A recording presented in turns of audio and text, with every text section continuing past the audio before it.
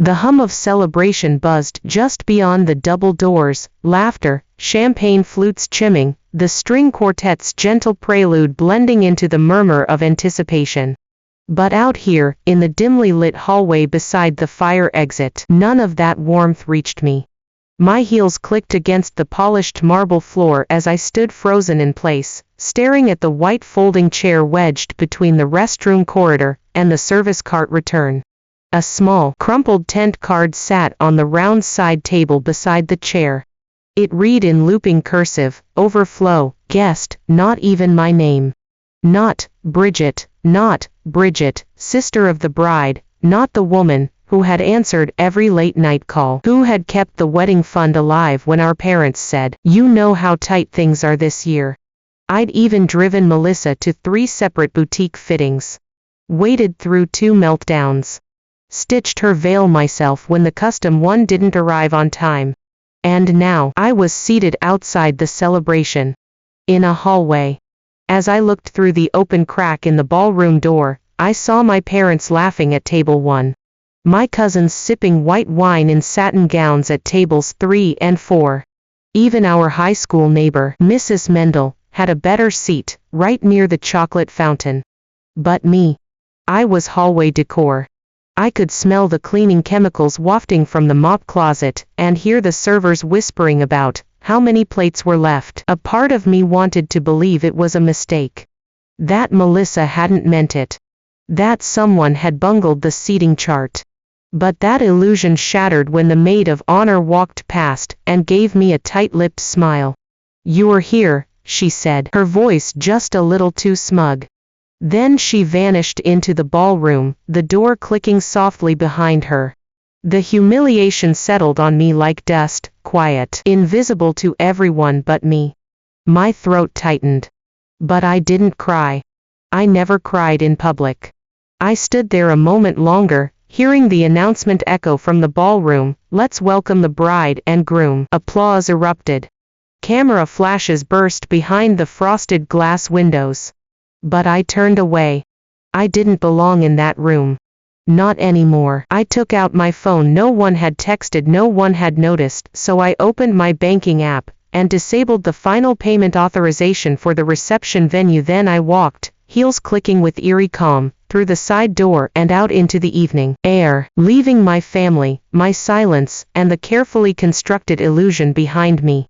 They thought I was just being sensitive. They thought my absence wouldn't matter. But they didn't know that the woman they'd pushed into the shadows was the one holding the entire wedding together. 3 months before the wedding, I was the one Melissa called when Aaron finally proposed. She was breathless, squealing, her voice tumbling over itself with excitement. "You have to help me plan it," she said. "No one gets me like you do." And I believed her. I was the older sister. The fixer. The quiet one who always had a spreadsheet ready and a calm word when our parents fought over money or logistics. I'd helped raise Melissa in a way when mom's migraines flared up and dad's patience ran thin. I braided her hair for picture day, packed her lunch when she forgot. She was my baby before she became a bride. So when she asked me to help with the wedding, I didn't hesitate. I reviewed contracts, I negotiated prices, I floated deposits on my credit card. When she whispered that Aaron's family was a little overwhelmed with costs, I even made a private arrangement with the venue manager to structure payments in installments, something they only did as a favor to me, a longtime event coordinator in my company's HR department. And when it came time to talk about family seating, she told me, "You know this day is going to be kind of political. Aaron's parents are super traditional. We just need everything to look right, you know." I brushed it off then. I thought it meant nothing, that I'd still be near her, where I belonged. But over the following weeks, small signs started adding up. I was excluded from the final dress fitting. When the group photo schedule was emailed, my name wasn't on the list. I texted her. No reply. When I finally called, she said, "Oh, sorry. It was kind of hectic. You'll still get plenty of candidates, don't worry." Then came the seating chart, which I only saw after it was printed. I wasn't just not at the family table, I wasn't even in the same room. Literally. They had created a small, overflow section for last-minute additions. Vendors, distant plus ones and me. When I asked Melissa about it, she hesitated. Then said, "It's just." Aaron's mom asked if we could balance the image a little. "You're not married, and she didn't want it to seem uneven. I hope you understand." She said it like I was the imbalance. Like I was the flaw they were politely editing out of the pictures. That night, I stared at my closet for hours. Should I even go? Should I just disappear? But I reminded myself, this was her big day. I could be invisible for one day. But the moment I saw that hallway chair, that empty name card, I knew I hadn't just been misplaced. I'd been erased. And I let it happen. Until I didn't. People like me are easy to overlook. I don't post every accomplishment. I don't beg for attention in rooms already too loud. I'm not the one sobbing over centerpieces or demanding champagne towers for Instagram reels. I move in silence because silence gives me control. But the mistake they made, the one Melissa, Aaron, and his so-called image-conscious family made, was confusing invisibility with insignificance. They didn't see the 2 a.m. calls I took when the dress shop claimed the hem couldn't be finished on time. They didn't know I was the one who called in a favor from an old client to get it rushed, repressed, and delivered the morning of the wedding. They didn't see the panic in Melissa's eyes when she realized the budget spreadsheet wasn't balancing, and how I, without judgment or question, wired $5,000 from my savings so she could have the garden arch she dreamed of since college. She swore she'd pay me back. I told her not to worry about it. I meant it. Then, I'm the one who cross-checked every vendor contract to avoid cancellation clauses. Who found the makeup artist that made Melissa feel like a magazine cover, but negotiated a half rate due to a conflict I resolved quietly on the back end. I even scheduled final fittings around Melissa's ovulation cycle so she'd feel less bloated in the photos. Yes, I went that far. You see, while they posed for pictures and played pretend, I was in the engine room, making sure the ship didn't sink. And yet, somehow, when it came time to assign seats, when all the pretty pictures and curated appearances were being assembled, I wasn't just forgotten. I was erased. The irony. Every contract, every booking, every payment extension was tied to me. My name wasn't on the seating chart, but it was on the dotted line of every agreement keeping that wedding upright. If I were to vanish, even briefly, the scaffolding would crack. If I were to actually pull back, not out of spite, but out of principle, the illusion would collapse. They say power is loud. That it wears crowns and shouts in boardrooms. But real power signs the checks no one else wants to write. It makes the hard phone calls. It shows up, quietly, competently, every single time. Real power doesn't scream. It waits. And on that day, seated by the hallway, reduced to overflow, I realized something important. I'd been waiting long enough. They thought they had pushed me to the edge of the event. What they didn't realize is that I had been holding the center the entire time. And when I stood up and walked out that door, I wasn't just reclaiming my dignity. I was pulling the first thread, and everything was about to unravel. At first, no one noticed I had gone. Not Melissa. Not my parents. Not Aaron. I suppose they were too busy, taking photos beneath the floral arch I paid for, dancing to the band I booked under my corporate rate, drinking champagne I personally selected after a 45-minute tasting Melissa didn't show up for. They were wrapped in the moment, their moment, the curated, filtered, pretty little dream they thought they had built on their own. But weddings are more fragile than people think. One small tug at the foundation, and the structure starts to tremble. The first ripple was almost invisible. The venue coordinator, who was halfway through approving a second bottle of reserve wine, paused. My departure had triggered a notification.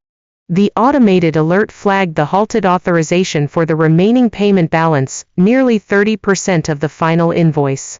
The gratuity clause, the cleanup overtime, the AV overtime, all frozen. She didn't act immediately.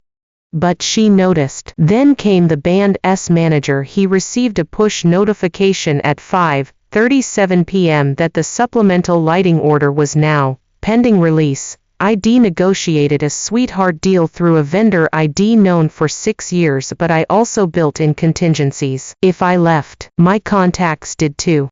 At 6:03 p.m., the music stopped mid-song during the bride and groom's first dance. There was a flicker of confusion, a stumble, a laugh, but the technician tapped his earpiece. Confused. The override failed. Power cut from the board. The house DJ, a backup option I recommended in case of equipment failure, had not been cleared due to unpaid balance. And he knew better than to play without it. Guests looked around. Whispers started. Then the valet service, already stretched thin, informed Aaron's mother that they were instructed to pause parking for unsecured service tiers. She was livid. She began shouting in front of guests. I heard about it later through a friend, how her voice echoed through the front doors. But what broke the illusion wasn't the technology. It wasn't the music. It was the silence. The absence. People started asking, "Where's Bridget? Did she leave? Wasn't she the one planning everything behind the scenes?" My cousin live streamed the confusion. "The whole wedding just stopped," she said, panning over the ballroom as staff began discussing contingency protocols. Her video went viral overnight. Melissa's smile, frozen in professional photos, cracked in real time. She tried to act unbothered, brushing off the DJ failure, waving away the murmurs. But when the lead caterer informed her that their service window would end at 6:45 unless the final installment was approved, something inside her snapped. She pulled out her phone. Tried to text me. Then tried to call. No answer. Because I was already home. Sitting on my balcony. Hair still pinned. Dress still crisp. Watching the evening sky turn violet while the wedding I helped build unraveled one missed call at a time. And still, I wasn't angry. Not really. I was just done. Done pretending I didn't notice the small slights. Done making myself smaller so Melissa could shine. Done paying for respect with silence. Because what started as a hallway seat had turned into something larger. This wasn't just about me. It was about how people treat the ones they assume will never leave. And now, they were about to find out what happens when we do. 3 days passed. Not a word from Melissa, not an apology. Not an explanation. Just silence, almost as if she were hoping the whole thing would blow over, or that I'd text first and smooth it all out like I always had. Like she expected me to show up with a peace offering and a carefully worded, "I understand things were stressful. But I wasn't cleaning up this mess. Not this time." Instead, I spent those 3 days gathering receipts. Not emotional ones, actual documentation. Invoices. Screenshots. Emails. A folder full of payment confirmations, timelines, planner notes, and a full list of service providers, most of whom only signed on because of my relationships and my name. I didn't just walk out of a wedding. I walked away from an entire infrastructure of goodwill and quiet loyalty that I had built, one gentle favor at a time. And now that the illusion had cracked, I was going to make one thing clear. I hadn't been supportive. I had been essential. On the 4th day, I texted Melissa. "Let's talk. Just you and me. No drama. Neutral place." She replied in under a minute. We met at a small café tucked into a quiet neighborhood, one she used to love before Aaron's family decided it was too working class for bridal meetings. She showed up late. Sunglasses on. No makeup. Tight smile. I didn't ask how the post-wedding damage control had gone. She didn't offer. Instead, I slid the folder across the table and simply said, before you explain anything, I need you to see exactly what I handled. She opened it, flipping through the neatly tabbed sections. A lump formed in her throat before she said a word. Her voice, when it came, was soft. I didn't realize. No, I said. You didn't want to realize. Because it was easier to let me do everything, and pretend I didn't matter. And when the time came to showcase your perfect family image, I wasn't part of it. I was a liability, someone who didn't fit the picture you were trying to sell to Aaron's parents. She flinched. Not at my tone, which was calm, but at the truth behind it. I don't want your apology, I continued. I want you to understand what you did. Not just to me, but to yourself. Because when you chose to make me invisible, you undermined the very person who made your fantasy possible. I paused. Let her sit in that. And I'm not going to chase you anymore. I'm not your fixer. I'm your sister. Or at least, I was. Then I handed her the final page in the folder, a single letter from the venue's finance director, confirming the remaining unpaid balance, and that my authorization for vendor coordination had been formally withdrawn. She looked up, eyes wide. They'll still work with you, I said. But at full cost. No deals. No discounts. No special exceptions. You're just another client now. Melissa broke. Not dramatically, no wailing, no begging. Just a quiet, devastated nod. Because she finally saw the full shape of what she had lost. Not a wedding planner. Not a piggy bank, but the only person who ever showed up for her when no one else would. Word had already started to spread. The viral video, the whispered rumors, the awkward silences at family gatherings, none of it escaped Melissa's notice. But she wasn't prepared for what came next. The confrontation happened where it all began, the family home. A weekend gathering meant to smooth over bruised feelings. Instead, it became a battleground. Melissa arrived with Aaron, her posture stiff, her smile forced. My parents sat between us, glancing nervously from one sister to the other. The air was thick, heavy with unsaid accusations and simmering resentment. I broke the silence first. I'm tired of pretending this was a misunderstanding, I said evenly. I wasn't just seated badly. I was erased. And you all pretended not to notice. Melissa's eyes flashed. You think this is all my fault? You walked out. You made a scene. You humiliated me. I walked out because I was humiliated, I replied. And maybe if you hadn't treated me like a stranger in my own family, none of this would have happened. Aaron scoffed. You're blowing this out of proportion. It was just a seat. Just a seat. I shook my head. It was a symbol of how little you all value me. My mother's face flushed. Bridget, don't make this worse. But I was done being silent. I pulled out the folder, the one Melissa had seen at the café, and laid it on the table. Here's everything I did, every dollar I paid, every favor I called, and you think Aaron's family cared about any of that? They only saw what they wanted, a perfect picture, and in that picture, I was the problem.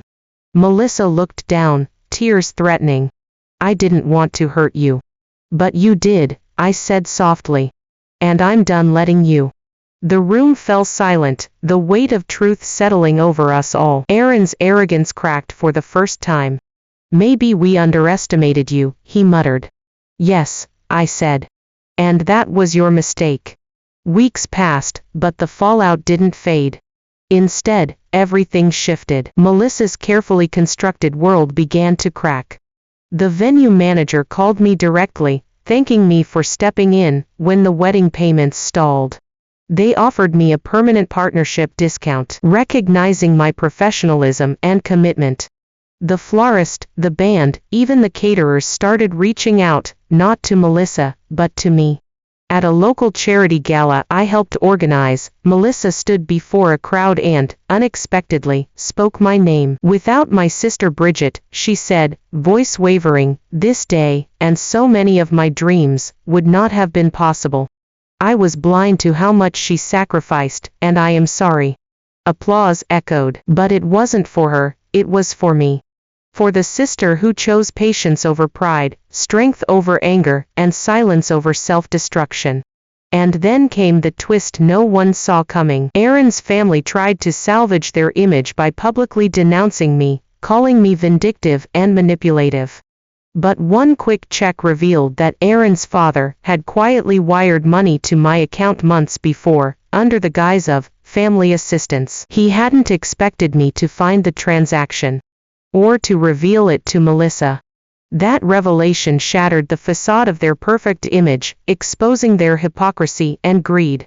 Melissa reached out to me, again, not as a sister seeking forgiveness, but as an ally asking for help. And this time, I said yes. Because I wasn't just the sister who paid for a wedding. I was the one who had finally been seen. The one who walked out, not in defeat, but in power. The one who proved that respect isn't given. It's earned. And sometimes, taken back.